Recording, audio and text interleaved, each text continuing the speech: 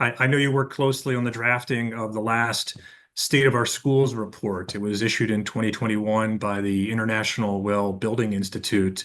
I want to cite that. The report declared we were facing a national emergency stemming from chronic and prolonged underfunding of the physical plant of our schools.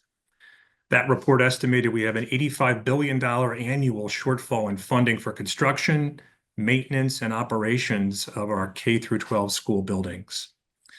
Since the time of that report, Anisa, I'll start here. Do you think we've made any progress over the last 3 years, and what are the roadblocks to further progress? Um, I wouldn't say that we reduced. I mean, the 85 billion number actually is looking at older data because it takes a while to get the data on school infrastructure investment. And it keeps growing. Every time we look at it, it grows because the shortfall is annual. And so as you keep going, you get further and further behind in investment. And this is looking at, local investment and investment by states. So looking at sort of the total investment in schools.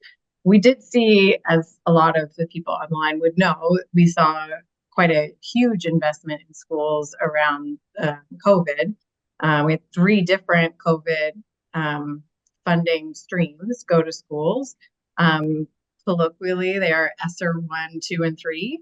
The last one is the big one. The American Rescue Plan was $123 billion into schools.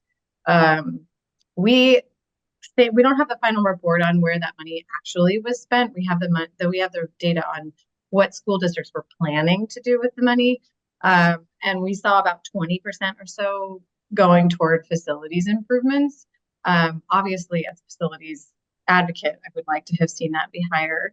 But I do know, that money was for teachers and, learning loss makeup and summer programs and like anything that schools needed related to COVID. So we did see like a pretty hefty investment in facilities around that time. That was heartening that school districts, would invest in their buildings. I think there was a lot of hasty spending toward the beginning of the COVID pandemic on things that didn't matter to COVID spread as much as we then learned. And so that it hurts seeing that funding go toward things other than, for instance, filtration and ventilation for classrooms, which we know meant the most.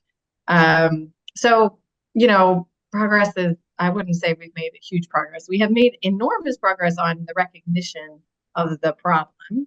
The fact that we have several federal funding streams that have called out school funding as something that the federal government probably needs to do something with. We have several grant programs that are directed towards school facilities from the federal side. The volume is not high enough, but the recognition that something needs to change in the formula funding for our schools, the fact that we rely so heavily on local wealth, that part has shifted pretty markedly in the last couple of years.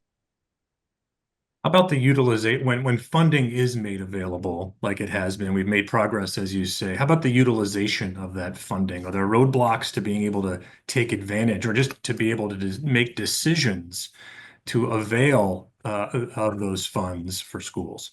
Absolutely. Yeah. We actually are seeing this right now because we're using some private funding to help school districts apply for the EPA's community change grants right now.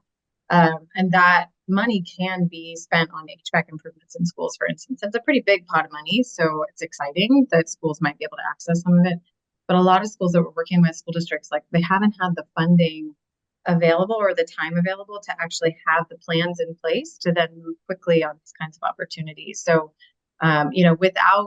without large funding is sort of in their sights, they don't think to prepare for that kind of funding. So a lot of them are sort of scrambling to really understand like where they would direct a large pot of money like this from EPA, which is understandable because a lot of especially the rural schools and the smaller school systems like a lot of them haven't had funding within their sites. So, they don't think to prepare for it.